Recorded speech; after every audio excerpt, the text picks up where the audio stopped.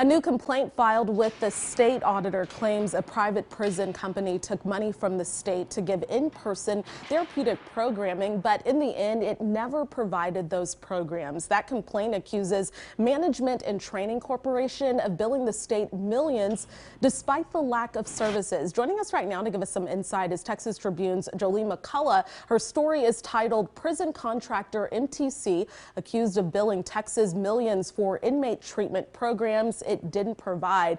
So Jolie, just looking at your article, what were the treatment programs that MTC was supposed to provide? And I know that we're looking at the pandemic timeframe. Yeah, so essentially what MTC does is they help the Texas prison system implement some of their pre-release programming. Essentially, people who have been the Texas Parole Board has given the okay for them to be let out early on parole, but first they have to go through some sort of programming.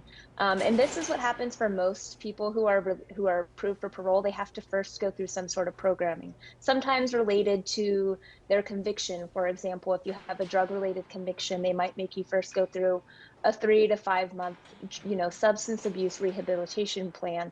There's programming specifically for DWIs, programs for those convicted of sex offenses.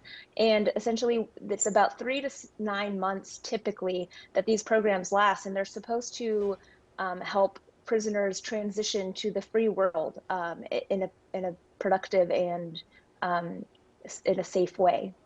And so in your article, you said that some of those prisoners were forced to falsify documents saying that they had indeed received treatment. So you even feature two people who say they were a part of the treatment program. What really did they say about the experience they had with that?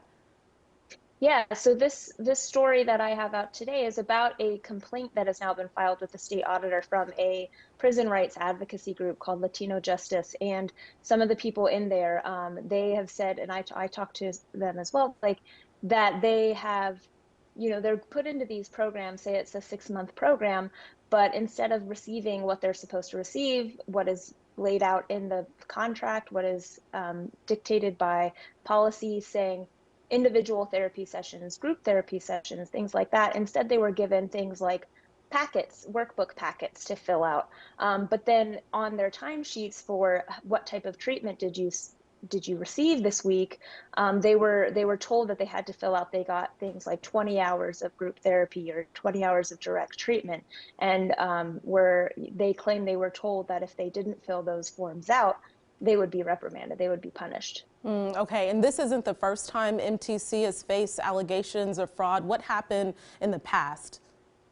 Yeah, so actually just last week, Mississippi, the state auditor there, which, also investigates fraud on state agencies, has demanded that MTC pay nearly $2 million for essentially saying more people at prisons that they had to work prison guard shifts were working than there were. This quote, ghost workers situation, where they were claiming more people were working than actually were, and they were receiving money for that.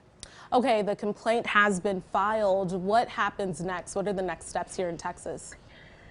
Yeah, so the state auditor will complete an investigation. They will investigate this complaint. The Texas prison system says it will also launch its own investigation into whether or not they were a part of this. This is their prison system that this company is providing rehabilitation, and they're going to investigate. But as far as the timeline, it's really unclear as to what exactly the next steps are and when they will occur.